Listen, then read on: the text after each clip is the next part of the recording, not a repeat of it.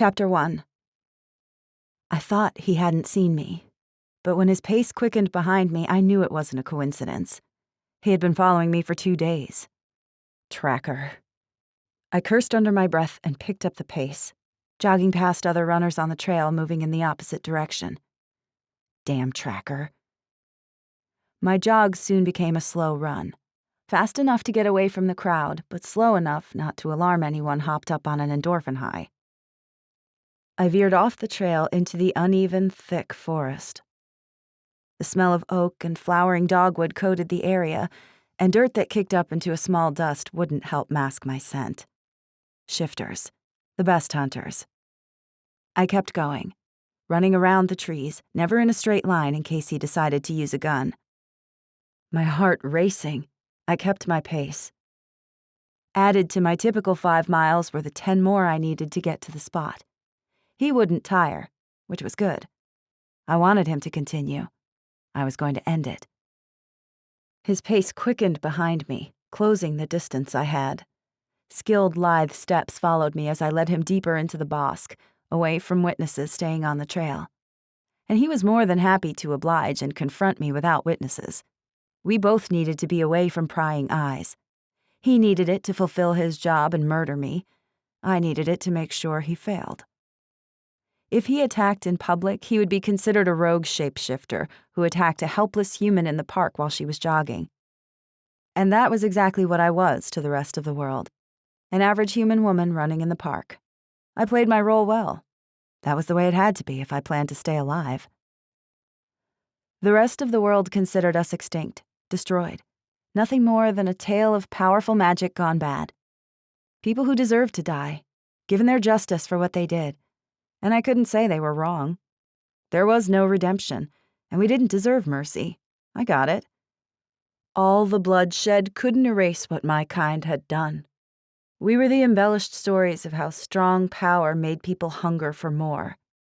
Our story became a cautionary tale. We were the boogeyman, a historical account of how magic could destroy, how the allure of it could corrupt. And there was such a thing as too much magic. I was too much magic. Raw magic, strong magic, deadly magic. Being all that, it seemed as though I should be the hunter, not the hunted. Magic wasn't all bad. Fae, shifters, mages, and witches weren't problems. They were the safe zone. Me and my kind, we were kill on sight. And that's exactly what they did to my parents. There was a different ache in my heart, unlike the usual one I felt when I ran this long and hard. Tears welled. I blinked them back.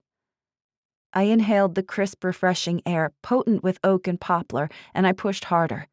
Only a few miles to go.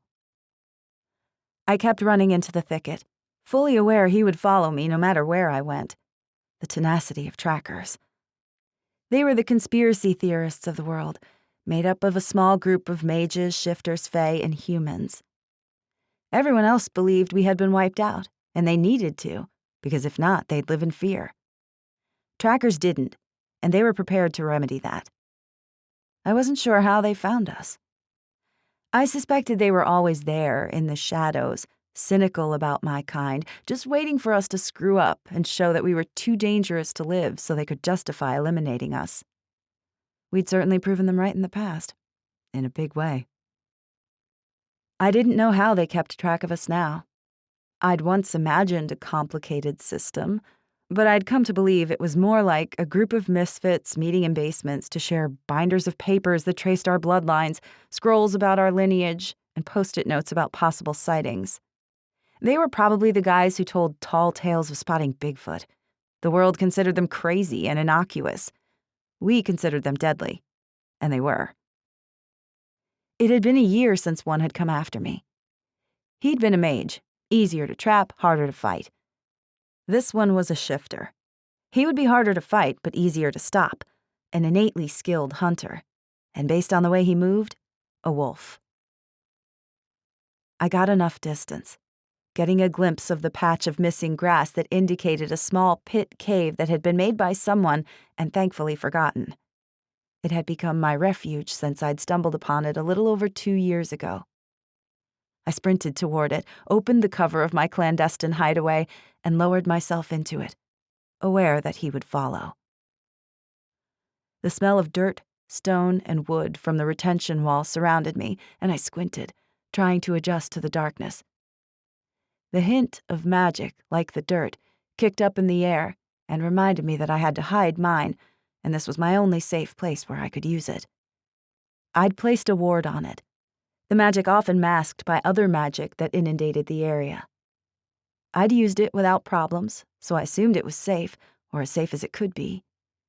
The benefit of being considered extinct was that most people couldn't identify our magic because they hadn't been exposed to it enough. If they felt it, they would assume it was an area where witches, fae, and mages had used magic. I stepped farther back. Light streamed from above where I'd left the cover open. As a predator, he had the advantage of heightened sense of smell and vision.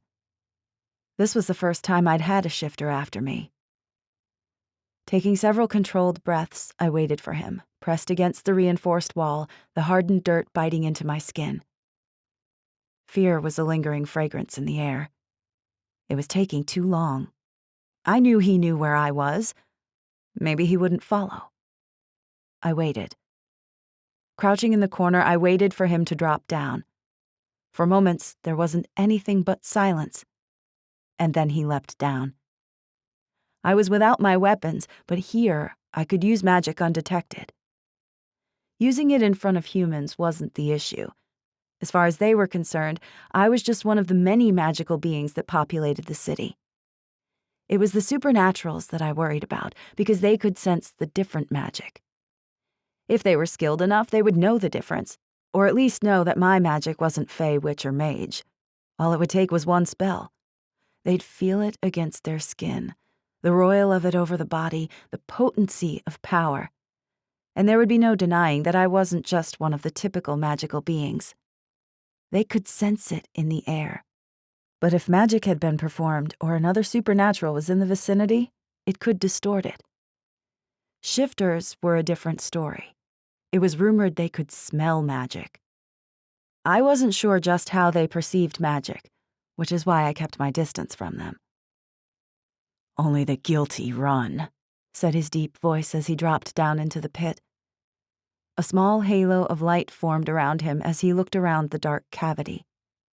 His pale features dimmed, but his effervescent green eyes were bright enough to see in the dusky surroundings. His nose flared as he took in my scent, and his narrowed eyes scanned the area. The list of things that were easier than fighting a shifter was pretty long and included climbing Mount Everest. I would need magic. His hands were placed on the hilt of his knife as he approached me. "Anya." He said my name with the familiarity of a friend. But if he was as thorough and psychotic as trackers were known to be, he probably knew me as well as his friends. And he also knew that I didn't go by Anya. To my parents, I was Anya. To the world who knew me as the human who collected old things in the quaint little antique shop in Manor Square, I was Olivia Michaels. Levy. The strike that sent me into the wall of the pit was enough to startle me into defense mode. To most supernaturals, fighting a shifter, if you weren't skilled in some form of combat, was a death sentence because they were immune to all magic, which was why they really hated us. They weren't immune to ours. His hand shot out again. I blocked it. I wasn't going to get him on speed and strength. He had me on that. I dropped down and swiped his leg. The moment he hit the ground, my elbow slammed into his windpipe. He choked in a sharp breath and blocked me from doing it again. He recovered, a little faster than I expected. I came to my feet, a side kick landing a hard jolt to his nose.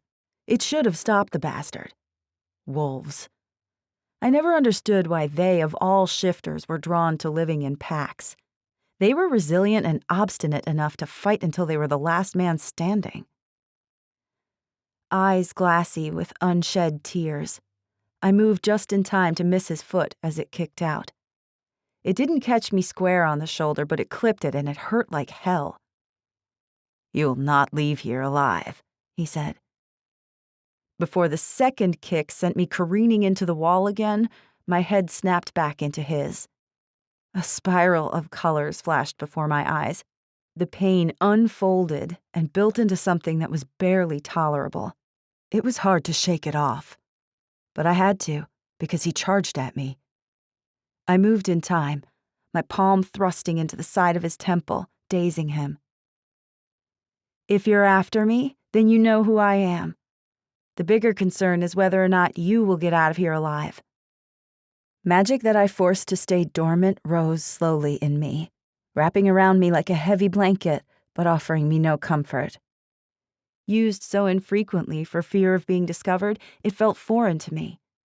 But I needed it more than just for defense, so I took a few minutes to become familiar with it again, to own it the way my parents had taught me, to become one with it, until the vibrant glow of amber, blue, and white was just an extension of me, like my limbs. It shot out, fastening him against the wall, his arms and legs pressed firmly against it. I started to remove his weapons. His body might not have been able to move, but the clenched jaw and ire in his eyes as he glared at me were enough to scare someone who hadn't seen the things that I had. When I was finished, I looked at the small pile of blades, guns, vials of salt, and iridium cuff. We didn't have many weaknesses, but like any magical being, we had one. Shifters had silver, fae, witches, and mages were allergic to iron. It took iridium to disable us, reduce our magic to something that could be bested by the weakest of witches. I glanced at the cuff. It wasn't thick enough. It wasn't enough to stop me. I will find you again. You can bet on that. And I knew, if he had a chance, he would. This was the second time one had found me in 2 years. Was it time to move again? I'd been here for so long. This was my home. I liked my job, my employer, my roommate. How long would I have to keep paying for the sins of people I didn't know, whose beliefs I didn't share, and whose thirst for power I didn't possess? I was bound to them for one reason only, my magical ability. The anger started to rise in me, along with the same frustration that surfaced each time I thought about it. I didn't need anger. This needed to be handled with a steady hand and level head. You are either really arrogant or really stupid. Here I am with a stack of blades, your blades, and only one person to test out their sharpness on, and you're talking BS. The glare didn't ease, his sharp features rigid.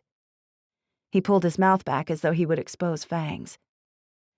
It was easy to suspect that he was one who was more comfortable in his animal form. I picked up a knife and examined the blade, my finger running across it as I stared at him. The anger started boiling to the surface again, ready to spread to a forest fire. It was people like him that left me alone, orphaned by the age of 15, because my parents were killed. I gripped the handle harder. The anger was roaring. I was having a hard time trying to control it. I needed to be under control more than ever. I didn't kill. I was better than that. I don't kill. I'm better than that. I repeated that mantra over and over until I accepted it. If I killed, I wouldn't be better than the people who'd forced me into this life, where I had to lie and hide to survive. The brush of sympathy reasserted itself. He had every right to want me dead and ensure that I didn't exist. The acts of a few warranted a full-out effort to destroy us, so that we could never cause the level of devastation that we had in the past. I understood, but I couldn't change who and what I was. I whispered the incantation. The words gently flowed from me, as though I was in the warded cave with my mother, practicing our forbidden magic so that I wouldn't be defenseless in a world that wanted me dead. The magic cloaked me, twirling around my arm, and danced across my finger. "Don't you touch me," he barked. The magic would hurt his pride more than anything. Immune to all other magic, shifters possessed a certain level of arrogance about it. "It'll only hurt for a moment." He growled, attempted to thrash against the hold. He was strong. Each time he railed against the hold, it felt like something slammed into me. I stepped closer. He gritted his teeth and bared them in silence when I slashed the knife across his arm. I waved my hand over the pool of blood that welled from the cut. He finally relaxed back with quiet resolve as the magic mixed with his blood, the tranquil allure of it slowly taking over, and my magic traipsing through it, grabbing pieces of his memory and replacing them with false ones. He wouldn't look for me again.